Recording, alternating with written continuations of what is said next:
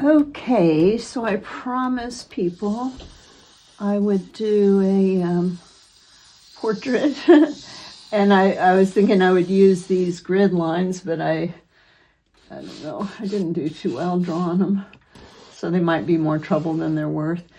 I'm working on the pastel premier paper. This is the terracotta color, and I'm drawing with some soft vine charcoal, and I'm working from a photograph of myself that I took this morning. There's things that are, of course, more fun about looking in a mirror, but also a photograph is very helpful if you're just trying to do a portrait that looks like somebody. And if I really was doing a portrait that I was trying to make it for sure look like them, I would use a smaller grid. I would grid my photograph and I would grid my paper so that I was sure I had all the proportions right. So the first thing I'm going to do is start with the shape of the head. And I am kind of looking to see where my grid lines go.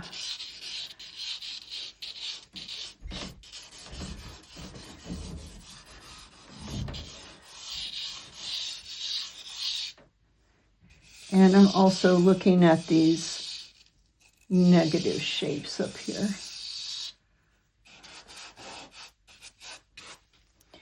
And then I like to put in the neck and shoulders right away too.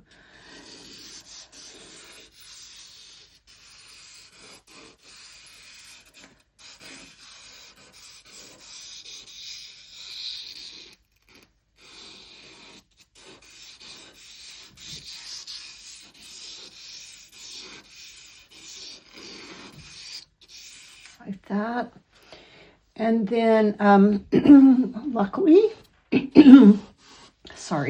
luckily I sort of amazingly set this up so my eyes were going to be right on this line. The next thing I like to do is kind of get the hair coming in, because that's a really big difference where it's hair and where it's face. So I'm just going to do that a little bit.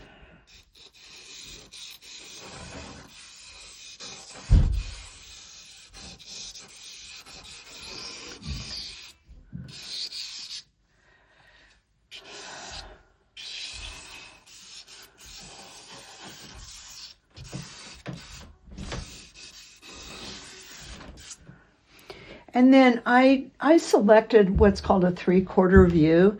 So we have 3/4 on this side and 1/4 on that side. So I find for me, when I'm doing a 3/4 view, and the 3/4 view is more interesting because it's not flat on where things are symmetrical back and forth. It kind of gives you a more variety. So what I like to do first is I like to do where the nose is, because I'm going to try to see the distance that the nose comes from that side. And I think I'm actually out too far, so I'm just going to come in a little more. And whenever I'm doing portraits or really anything, what I do usually is I redraw first. So I just get that in there a little better.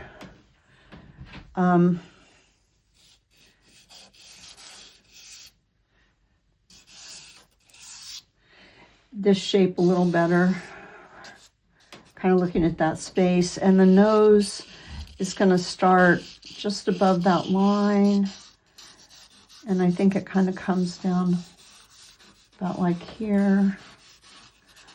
Another thing I decided not to worry about is that this is going to be over life size, and people, I don't know, people I've known that were professional portrait painters, they usually say, yeah, you don't want to be just over life size. Like, my hand is exactly the size of my face.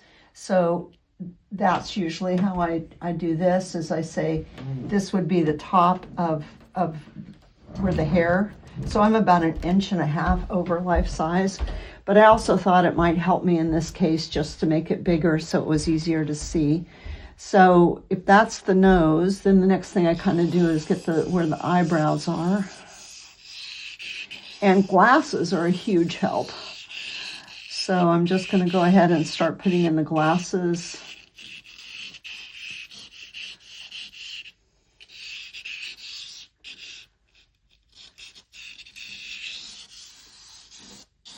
Glasses are a huge help because somehow they, oops, this is really up higher even. It's like there's an anchor to hang on to. They're not like flesh and bones. And so they just, I don't know, they're just easier. It's just easier when the person wears glasses, I think. And I did do a self-portrait. I mean, it's been a long time ago now, but it was when I'd kind of given up wearing my contacts, but I was still feeling a little vain about it. So I tried to do this self-portrait with my contacts in. And I just could not make it look like me. And then I stuck the glasses on it and it was like, boom, it did look like me. So, okay, so now I've got kind of where the eyes are. And the nice thing about the glasses is they really show you this whole eye socket. So if you think about like if someone punches you in the eye, their knuckles hit the bone here and their top of their hand hits the bone here. So the eye socket serves to protect your eye with that bony thing around it. And so what you're trying to do is model, or like you're a sculptor, figure out all that shape in there, not just drawing outlines, but figuring out like how the bone structure works and how the planes turn in. So like yeah, I don't know, I'll get back to that. But so first I still want to keep going and kind of get my, another thing I forgot to do, and I didn't have to do it this time so much because I've got that little grid, but this line that is the turn of the head. So it's the line that goes through the middle of the eyes, the middle of the nose, and the middle of the mouth. And then my, that little dimple there would be right on that line too. So if you're looking straight at somebody, that line of the head is a straight up and down line. But when someone turns their head away from you, then it becomes this curve, just like if you think about a stripe on a beach ball. Okay, and so then the mouth is somewhere in here. And you can see how much perspective is already coming into play, how short the left side of the mouth looks compared to the right side, or this side compared to this side. And I think I need those lines to go now.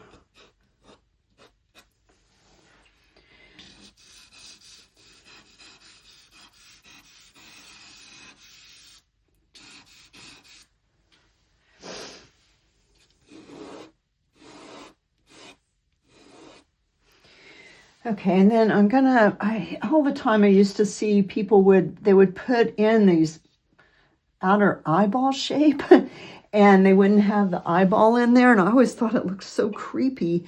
So personally, I like to start with the eyeball. And then build the eye up around that.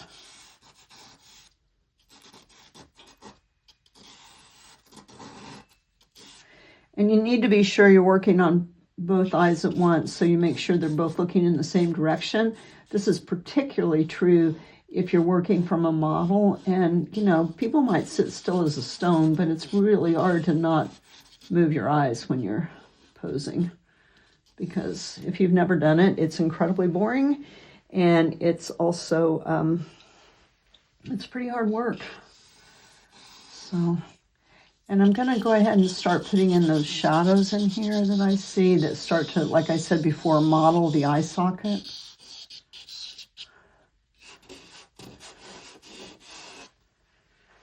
And you might want to try this just on some drawing paper or canson paper and see how far you could go just with a charcoal drawing. The way I started when I was a kid was I took at some point I started taking, or even when I just took one class a week, either I would work on a still life in oil painting or I would do portraits in charcoal. And we would, try to do finished portraits in charcoal. So yeah, I couldn't get this right eye over far enough. Couldn't quite get that to look right. But it helps me to put this eye in because that kind of helped me see. And it's all just going to be kind of dark in there. So a very important thing to know when you're doing portrait is the planes of the face. And the planes of the face are just basically, you have front planes, you have side planes, you have underneath planes, and you need to be able to draw the planes of the face without really looking at someone. The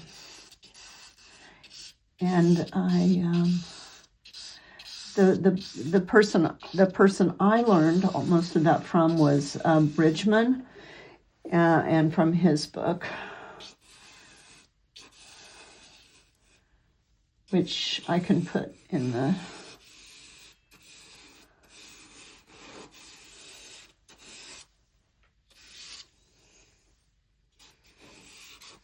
and just like always, you're trying to simplify.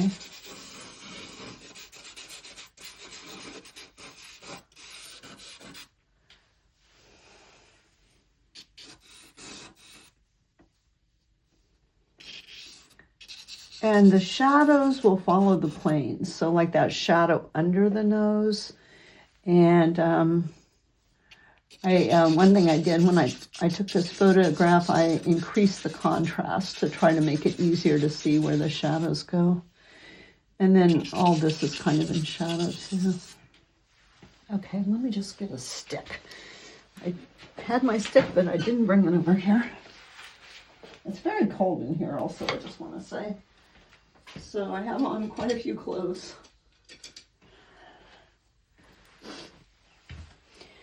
Okay, so doing portraits, I always did quite a bit of measuring, for better or worse.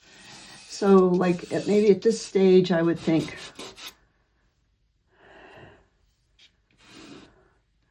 I could just check some measurements.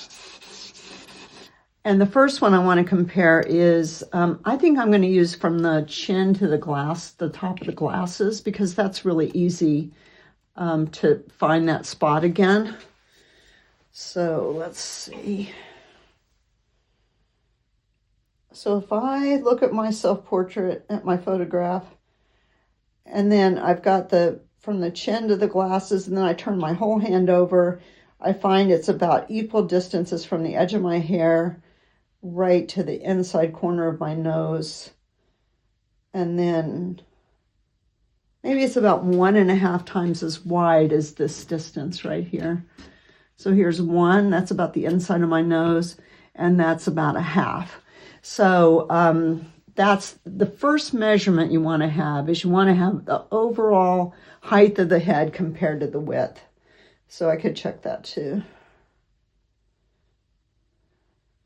So it's almost exactly equal. The distance from here to my chin to the top of my head is from here to the edge of my glasses. So the question is, I don't think my glasses go out anymore. Yeah, this might be just a little shorter.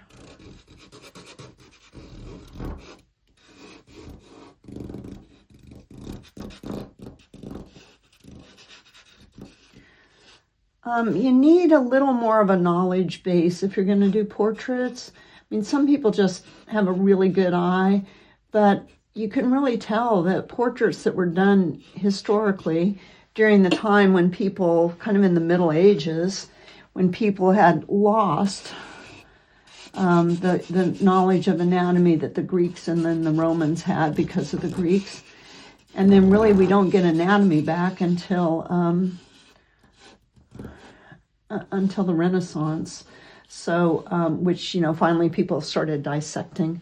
So you can't just, you kind of have to learn anatomy, and you have to draw the skull. I've drawn the skull so many times. And you have to sort of, know, yeah, anyway, it's not like just sitting down to draw some fruits or something. And of course, the same thing is true if you're doing animals. It really helps to know the anatomy and how it works.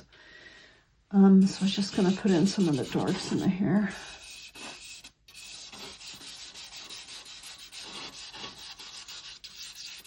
Otherwise, you're just kind of painting the surface.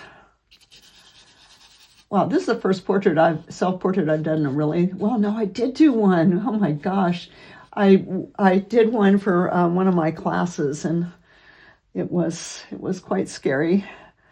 But it kind of, I said, maybe do I have the nose a little too long? So that's another thing. Then I could check and say, how far is it from the chin to the bottom of the nose compared to from the bottom of the nose to say the top of the glasses. So the distance from the chin to the bottom of the nose is just a little greater. So this distance here is a little greater. So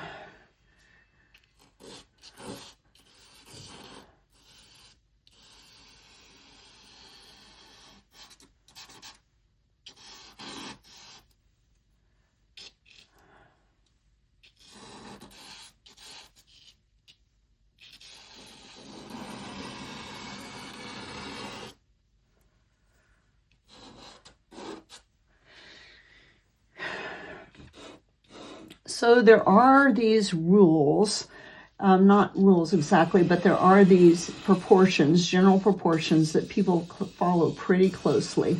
That, you know, the nose is halfway between the eyes and the edge of the forehead. The mouth is a third, 2/3, 1/3, 2/3. There's a lot of, you can learn all these things. So really what makes people look like they look, it's people look like they look, well, people have more in common than they have differences. And it's just these kind of minute differences that make us individuals. But it's really weird because that seems to be what we totally focus on. We don't focus on the things that make us alike. We focus on the things that make us different.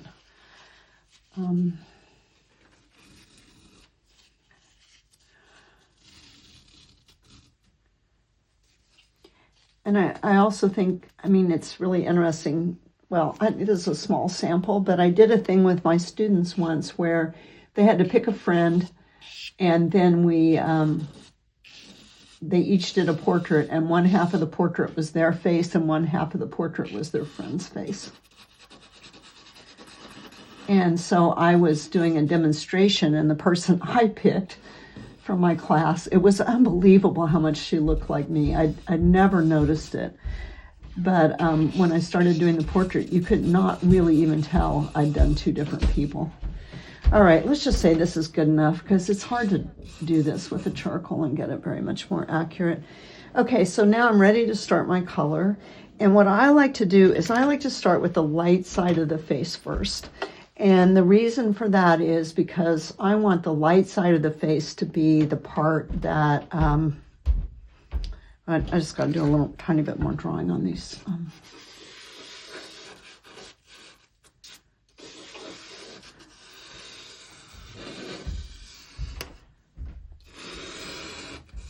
Oh, look how much higher that was. I got that so far too low. And this probably, this is up here too.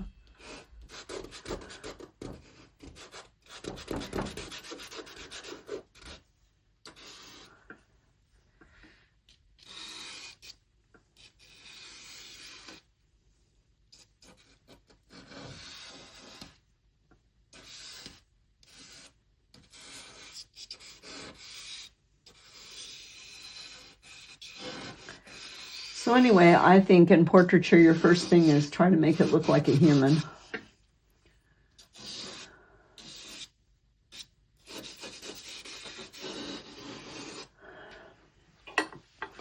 And after that, try to make them look specifically like the person they are.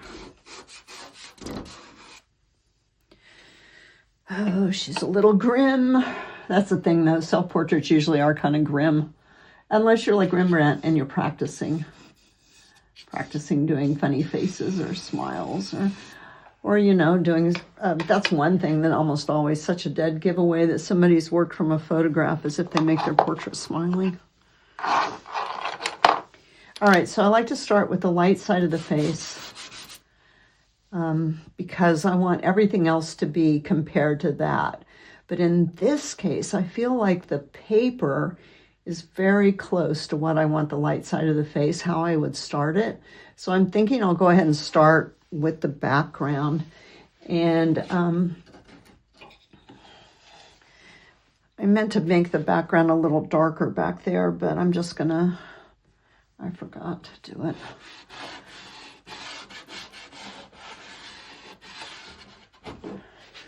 But I'm just gonna start it all the same.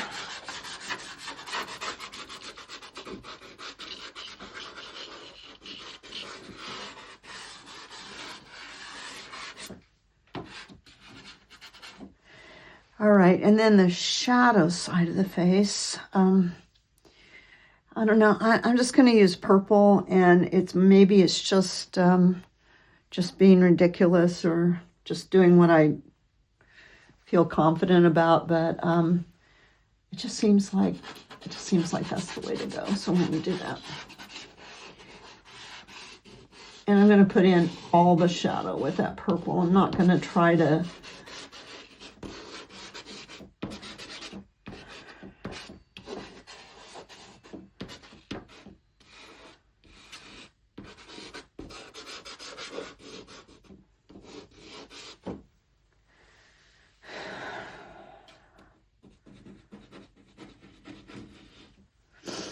Holy cow, the hair, what a nightmare. Okay, so hair, I think hair you should start darker than it is, because then you're going to bring up the lights on top of it. So I'm just going to find something. I'm just going to start with something darker. And that way your hair will have depth. If you start with just the surface quality of the hair, then you won't be able to bring those lights on top.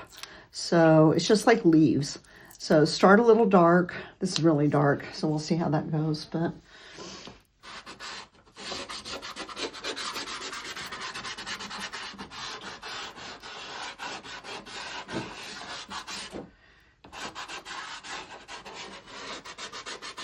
I never had the hair this dark in my whole life.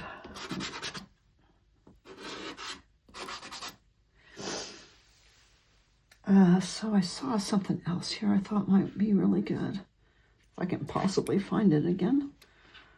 Let's see what this is.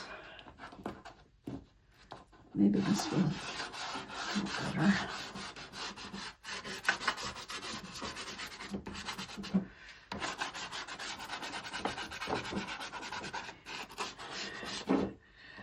And I just, oh God, I just feel like I have to make excuses for myself. You know, I'm not really much of a portrait painter. So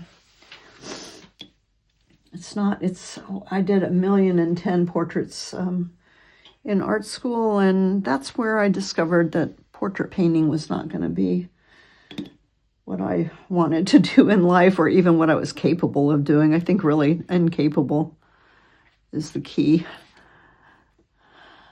All right.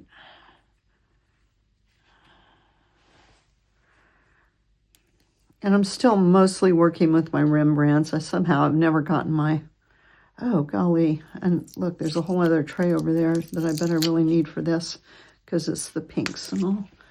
All right, so I just wanted to put in something on the shirt.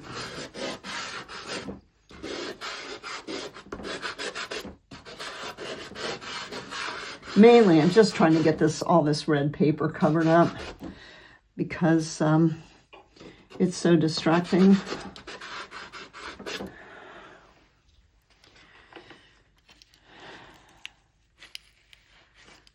Some sort of dark green. I know, what are you? Not good enough.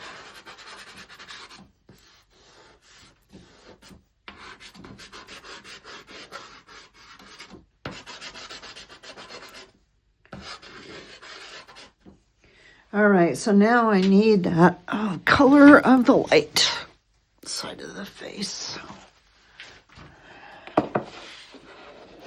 And I try to pick something that's kind of an average of the whole light side of the face, because I don't want to get it all too light yet or anything like that. And so yes, that's what I'm going to do. Let's see how I feel about this.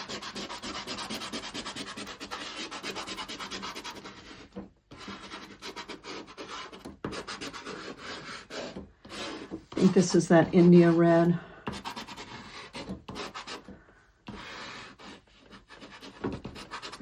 And just remember, you can always redraw anytime you feel messed up. Okay, so yeah, the light looks really cool in this, cool as in not a hot color, not as in wow, so cool. So then I could start coming back and maybe just putting in some of the slightly lighter places.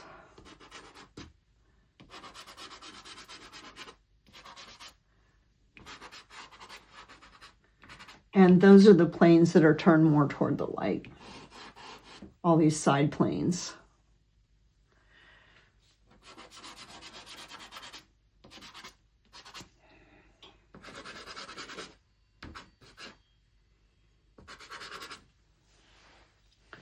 And here too.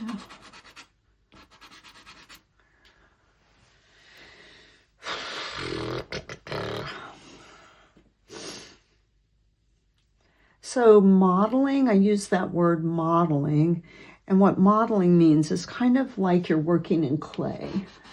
So you're not just doing outlines, you're sort of more, yeah, like that, like your paint is like your clay.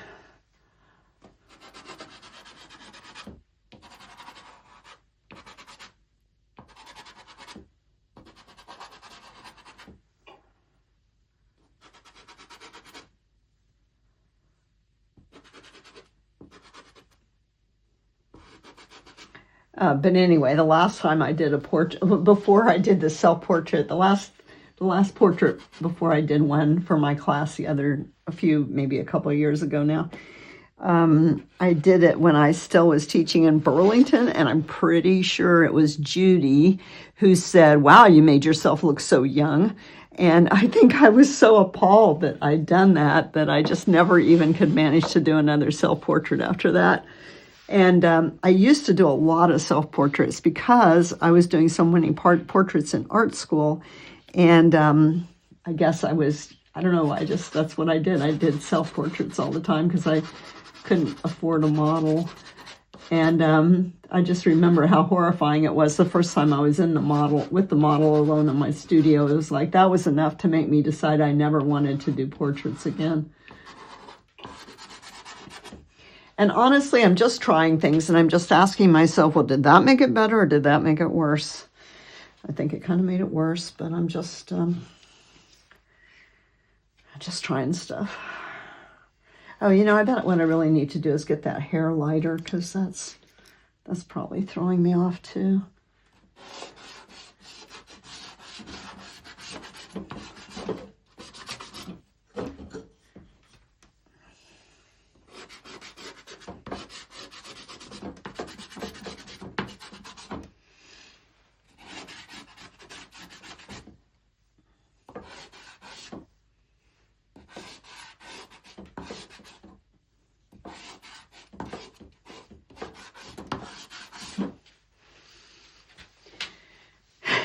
Does look really blonde to me. I know it's gray, but in this picture it just looks really blonde. And I just think I want to get that background a little darker.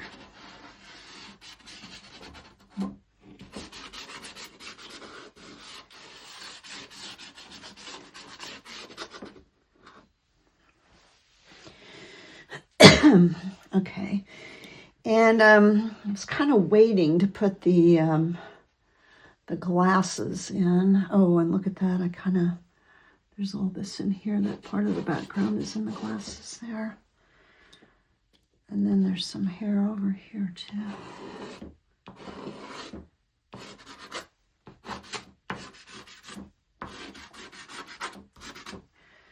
And a little background in here too, or something. There's something back in there.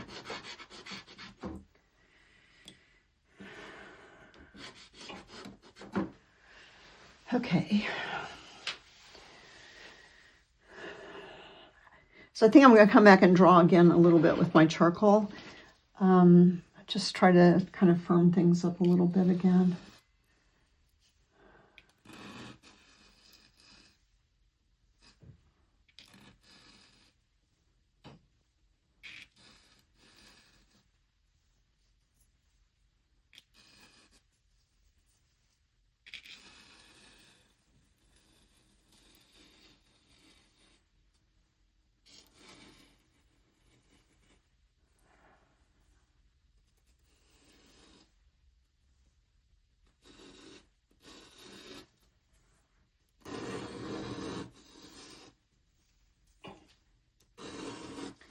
I have a really good friend from Oklahoma, and every time I draw myself, I just realize how much she and I look alike.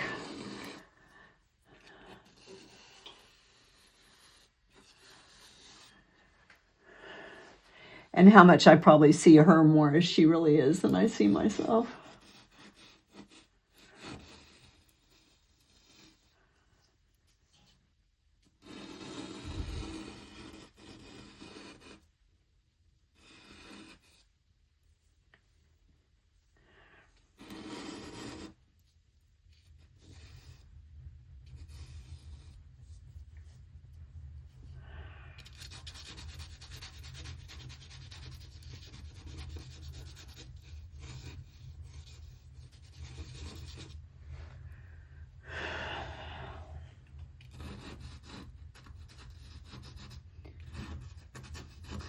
So in sort of classical portraiture, there's three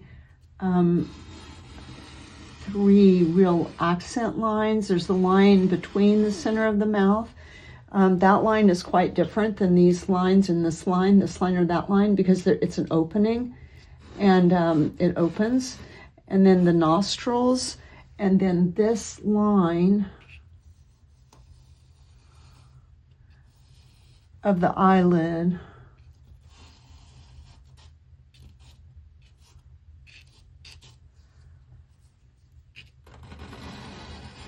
And the eye.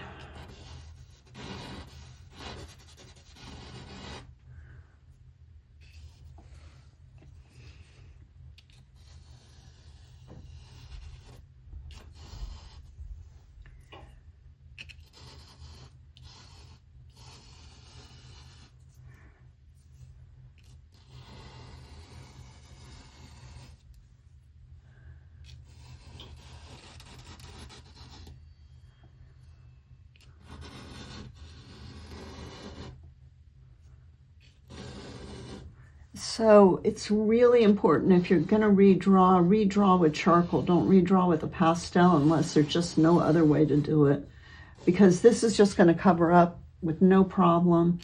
And like here, I get this too high. It's really not going to be a bad thing. All right, let's see how long this has been.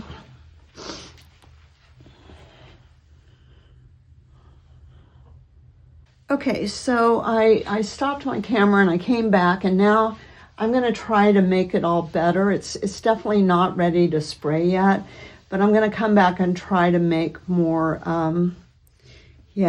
more variety, build up the planes of the face, try to get it to look like, I don't know what, more real, whatever. And I think the first thing I'm going to do is I'm going to lighten up the hair some more, because the hair it's really light compared to the face.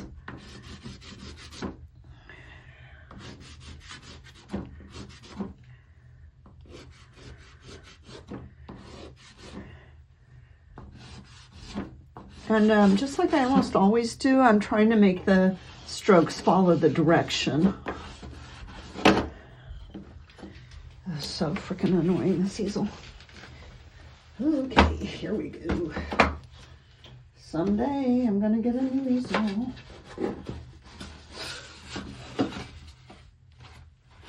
Whoa. Okay, here we go.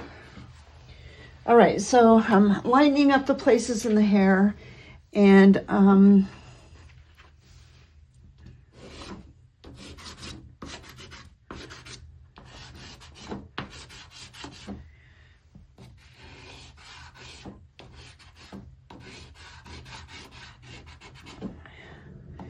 just trying to increase my value range, I guess, is what I'm doing.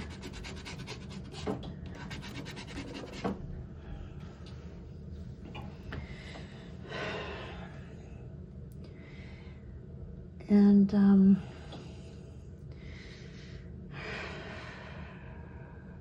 so you can see what I did was I started with a color for the light and a color for the shadow, and now I'm going to start putting in some more of the variety, but I missed a shadow place here, so I need to get that in first. And I didn't even draw it very well either, so.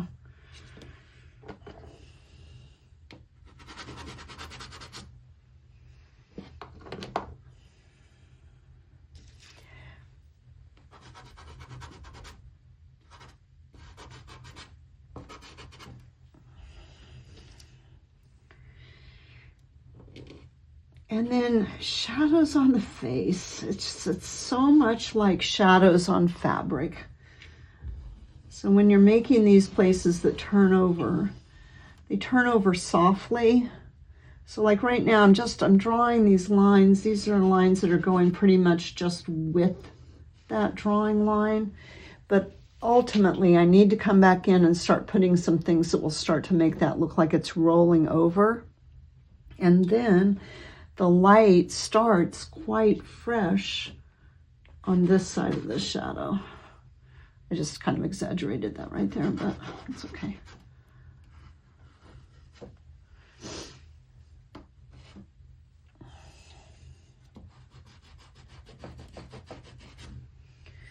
Okay, so I need something. It's so funny because when you're painting if you're painting a portrait of like someone with my skin tones, you can basically do the whole thing with just different amounts of cadmium red and yellow ochre and white.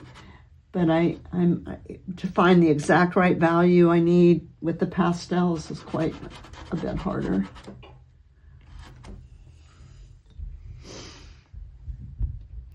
And, you know, the portraits I've been doing lately they've actually all been in acrylic. Oh.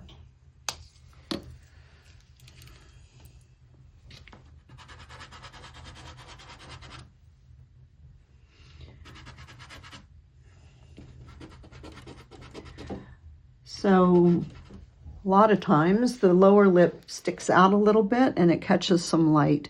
So generally speaking, not always, you always have to look, but especially in white people, the lower lip is lighter and the upper lip is darker because it is turning in under the light.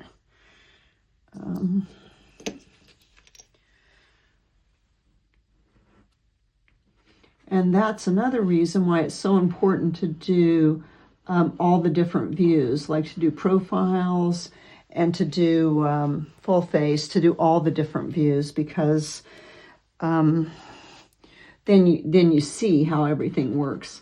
And I used to feel like when I was teaching that I had a big advantage to my students because I was walking around the room.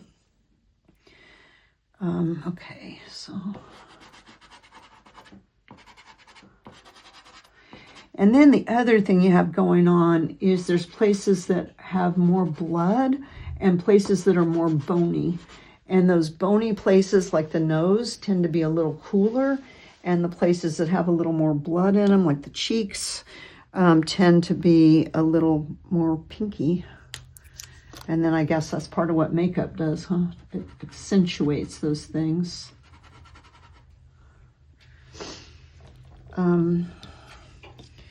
So the bone of the nose, this part up here is bone. So that can be a little stronger line. And then down here, this is all cartilage. So it's all softer. So it's not as hard an edge down there as it is right up by the bony part at the top of the nose. And then I need this shadow in here too from the glasses. And you know what? I think I'm gonna go ahead and put the glasses in.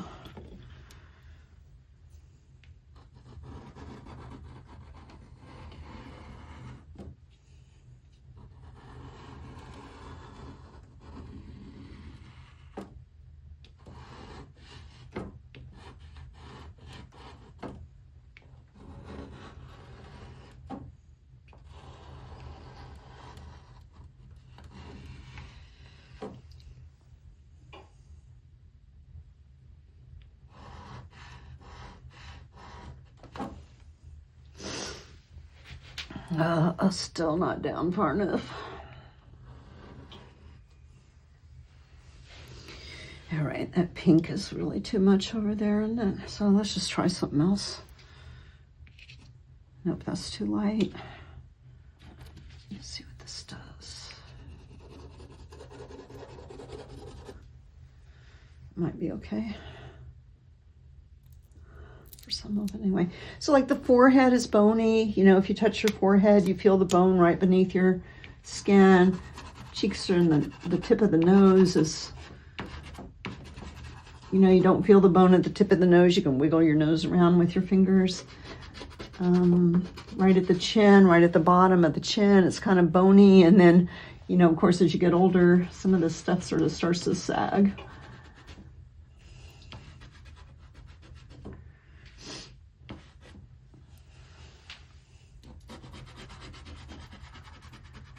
And I hope it's not as apparent to you as it is to me that I have no idea what I'm doing.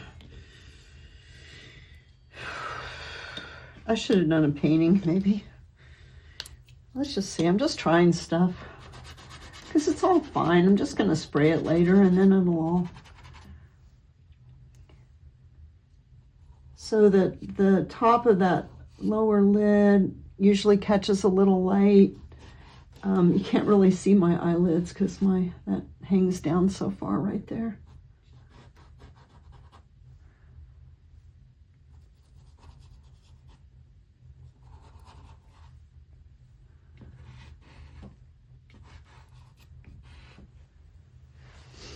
I guess I'll put some eyes in there too while I'm at it.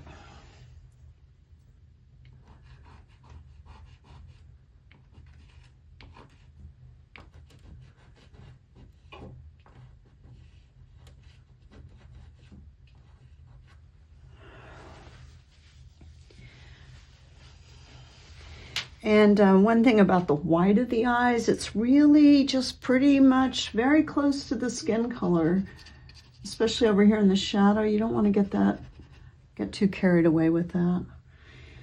And you can see, and that, well, the other thing is, I was just getting ready to do more on that eye, but if you look at people, when you look at people, you will see that you cannot look them in both eyes at once.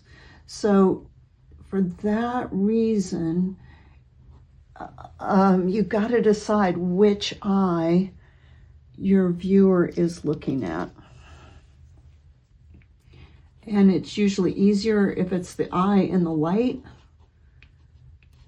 And most artists have chosen to put the light side of the face closest to you. There's some big exceptions to that. Thomas Eakins almost always put the dark side of the face toward you. And, you know, what was my absolute favorite painting for many, many years, The Girl with the Red Hat by Vermeer, that also has the dark side toward you. So, and I'm going to use that. I think I'm going to try something really red. It's kind of crazy, but I'm just going to do it anyway.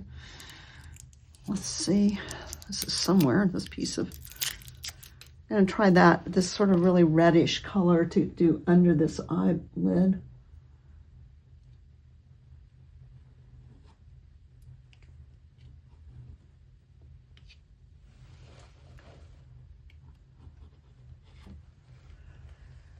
And maybe do I need some of that color in the hair? When I was when I was pregnant with Jessie, somebody gave me an article about what to do if you have a redheaded baby, because they thought my hair was so red. It's like I had never considered that I had reddish hair, but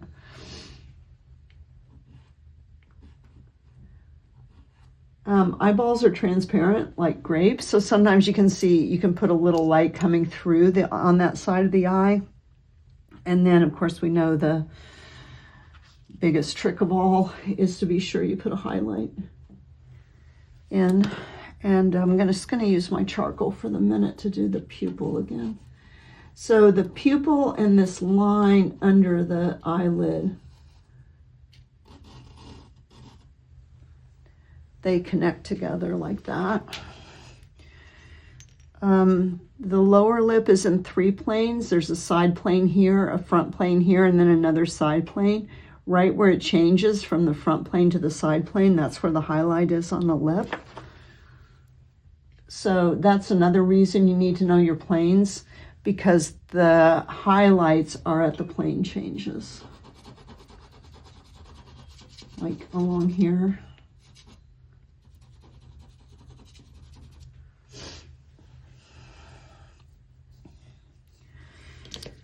And we have some baggy eyeballs, baggy bags here.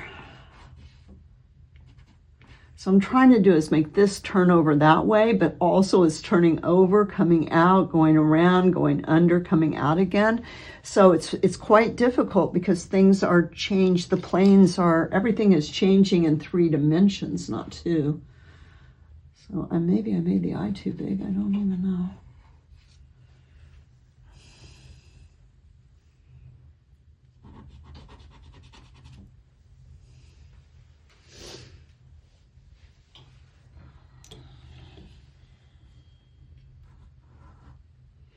The upper lip is in 4 planes, but you can just kind of get away with just making it dark.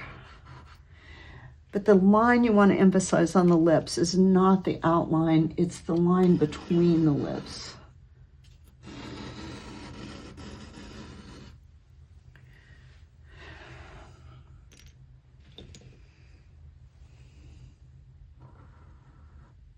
Oh shoot, I missed the mark. It was the wrong color too, that didn't help. Okay, let's see, what can I, yeah, it's a little darker, is it?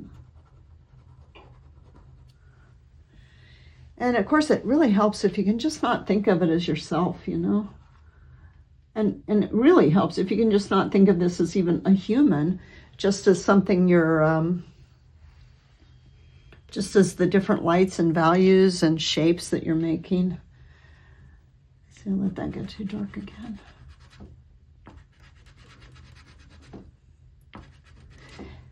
One thing, oh, what's that? You have to be really careful. What is that? Okay. One thing you have to, I guess it's just a little casting a shadow there. One thing you have to be really careful about too is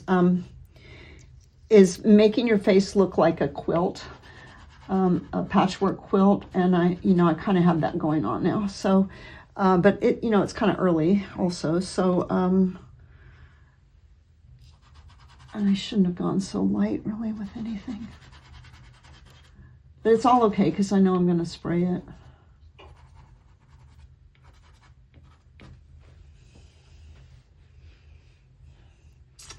Oh, and let's just not let all this get so far behind.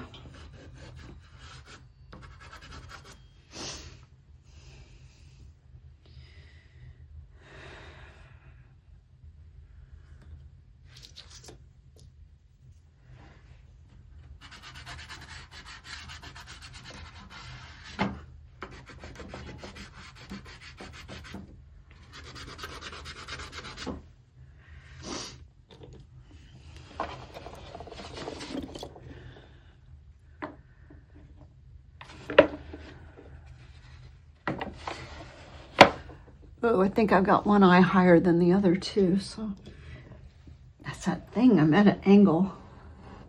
So you don't want to be at an angle when you're working.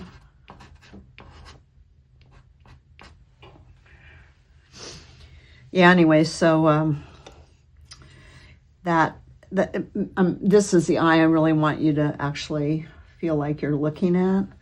But this is, I'll just come back with the charcoal again and see. Put in that eye, the pupil and the that line of the eye. And I'm going to try to put some highlights on the glasses too.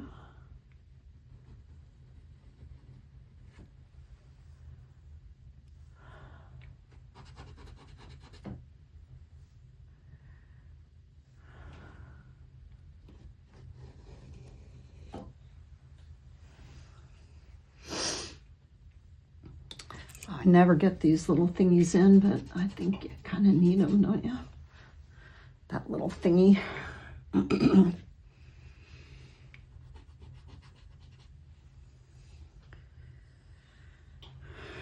I kind of lost this feeling here.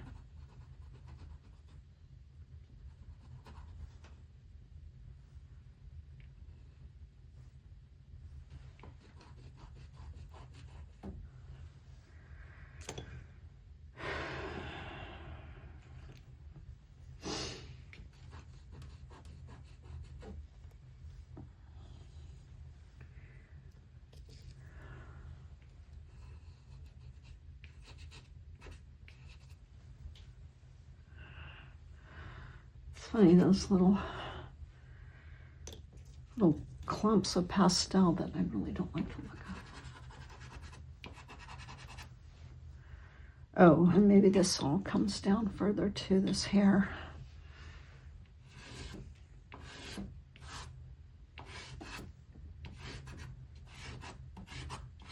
Like wondering why am I having to paint so much forehead here?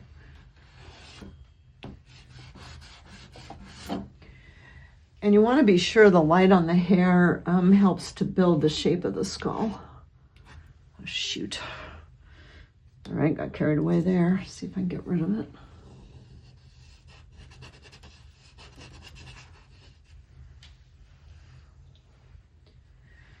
All right, let's come back with that gray color I had going. I kind of like that. Yeah, I've got to get some darker darks in the hair now too, but what the heck? I don't even know what color. I'll try green.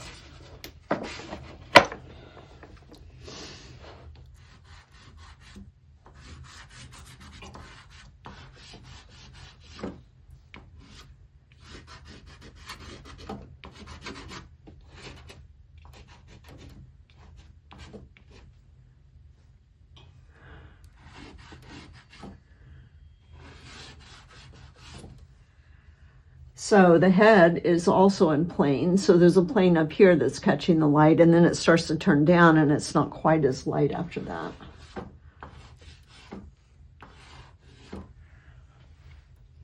Okay, good. She has snot hair.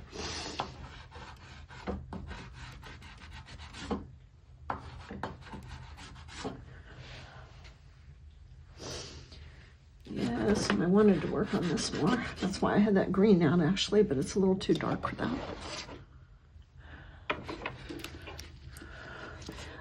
Actually, what I'm trying to do now is just get it all kind of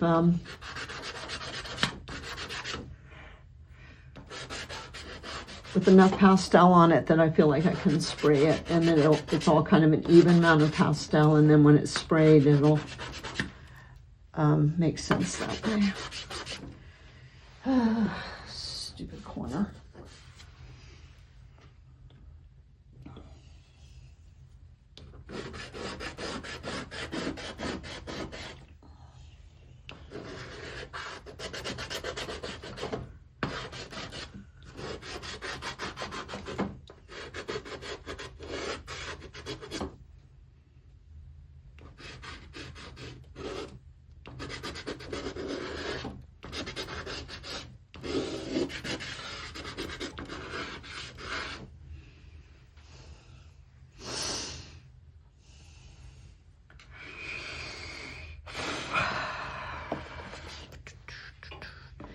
Just one more thing.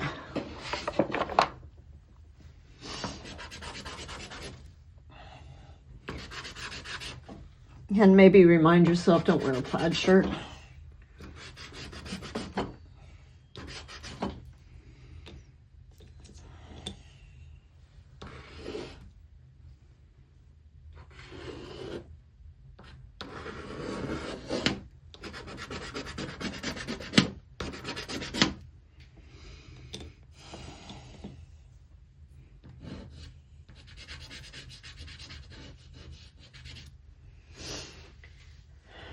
All right. Kind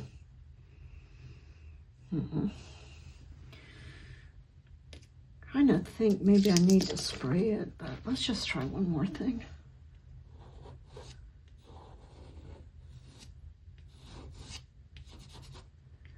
See if I can get some of these planes just a little bit lighter.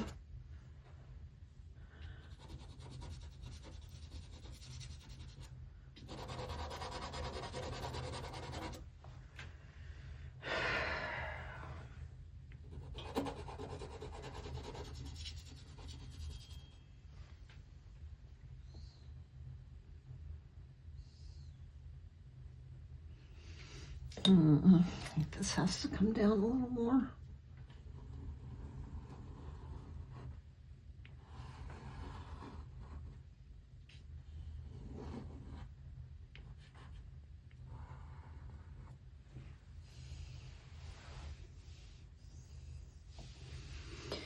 And we need to have an eyelid over there on the left.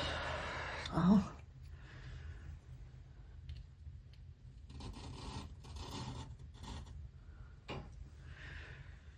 Oh God, no eyebrows whatsoever.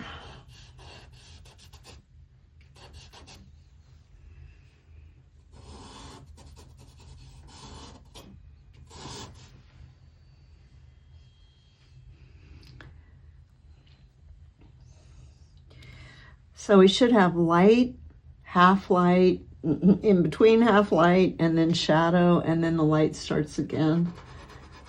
And it's kind of interesting. You find it in still life, everything you work on. A lot of times it's those half lights, those places in the half light that are the strongest colors. And I don't exactly know why, but I just have noticed it.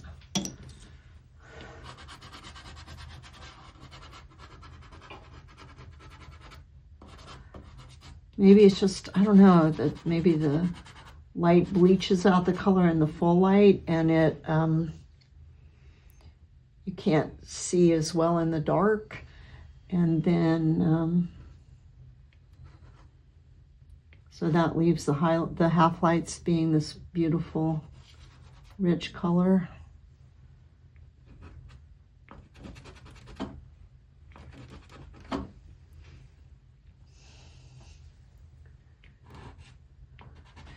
And I started worrying I'm getting too light, but the thing is, if I do get it too light, that's okay, because I can, when I spray it, it's all going to darken up again, and then that'll all be fine.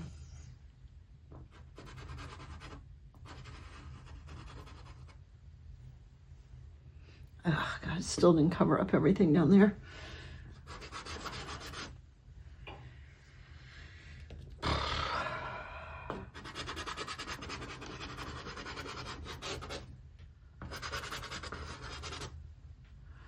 Usually the neck is cooler than the face because it doesn't catch as much sunlight. But right there we have an example of a very hot neck. But also it is surrounded by cool colors. So, and like I say, you can't make rules about this stuff exactly. Wow, that's really bad. There you go. You can make mud with pastel.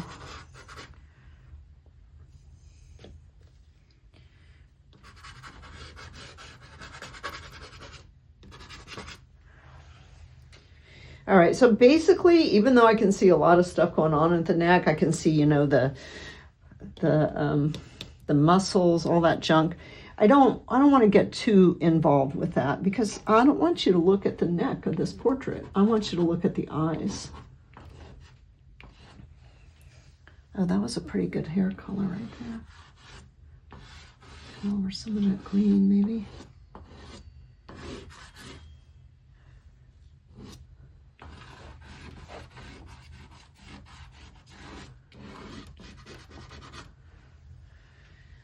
Okay, well, I hate to stand up and look at this from a distance, but it's time. All right, thank you very much for watching, and I'll do a part 2, and hopefully it'll get better. Or I'll throw the whole thing away.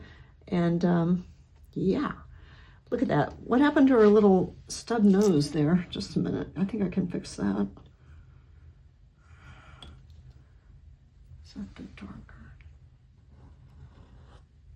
Oh man, that was not dark enough, but that's okay.